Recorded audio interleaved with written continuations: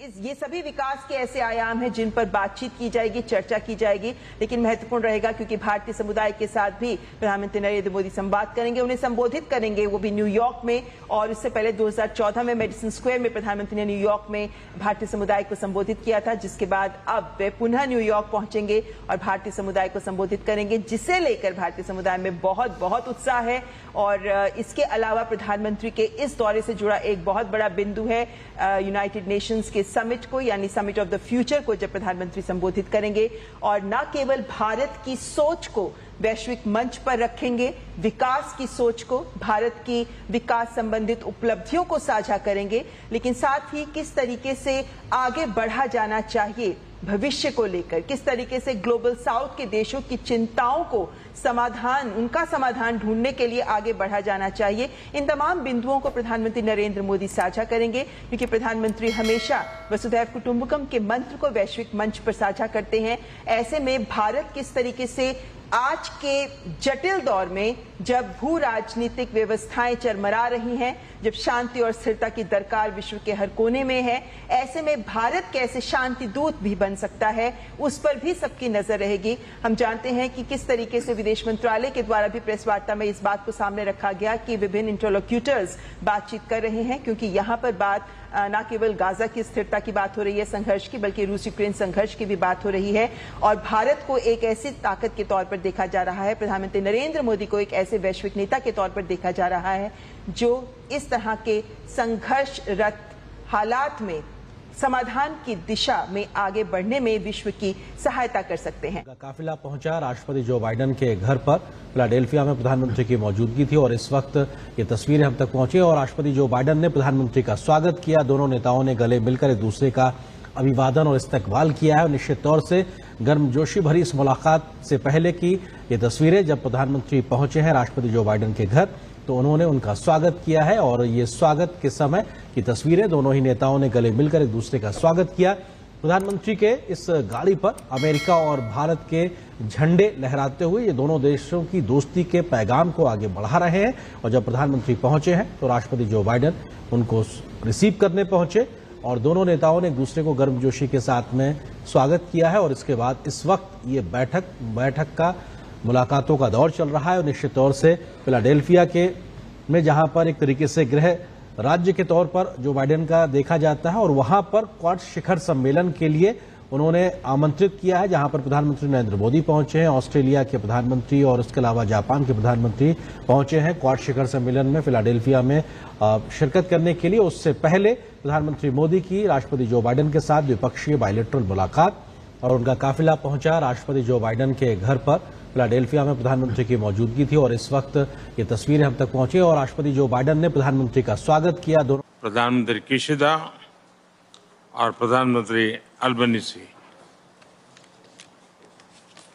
मेरे तीसरे कार्यकाल के शुरुआत में ही आज क्वाड समिट में मित्रों के साथ भाग लेते हुए मुझे बहुत खुशी हो रही है। क्वाड की 20वीं वर्षगांठ को मनाने के लिए राष्ट्रपति बाइडेन ने अपने शहर विल्मिंगटन से बेहतर जगह नहीं हो सकती।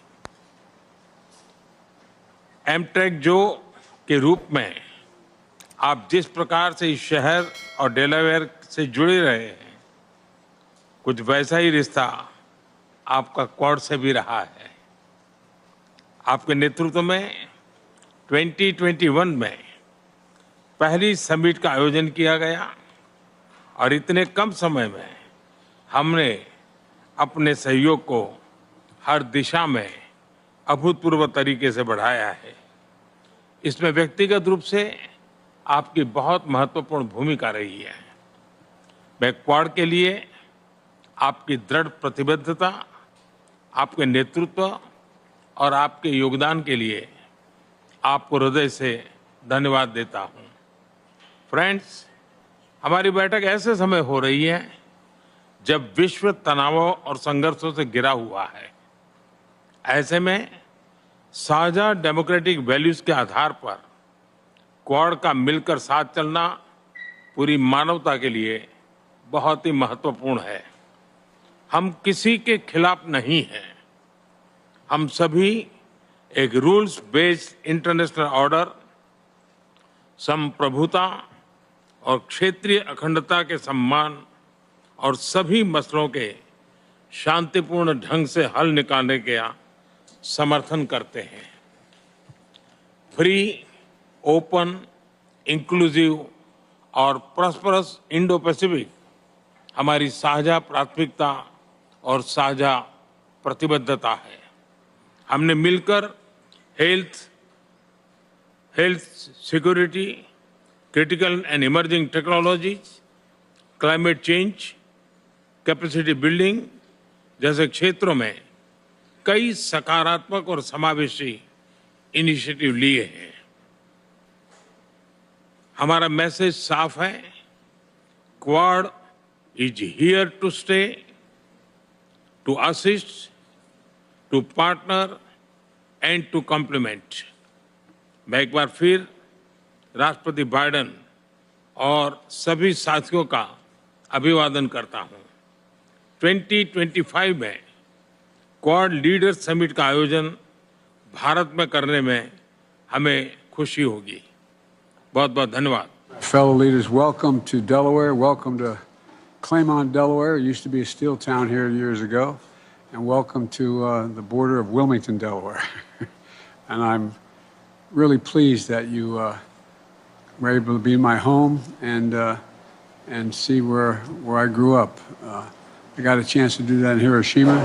Got a chance to do that in other places, and I'm glad you got to see it. You know, welcome. We're democracies. We're democracies who know how to get things done. That's why within the first days of my presidency, I reached out to each of your nations, to propose we elevate the Quad, make it even more consequential. 4 years later, our four countries are more strategically aligned than ever before. And today, we're announcing a series of initiatives to deliver real, positive impact for the Indo-Pacific that includes providing new maritime technologies to our regional partners so they know what's happening in their waters, launching cooperation between coast guards for the first time, and expanding the Quad Fellowship to include students from Southeast Asia. So I want to thank you all again for being here. You've come a long way to get here, and I appreciate it.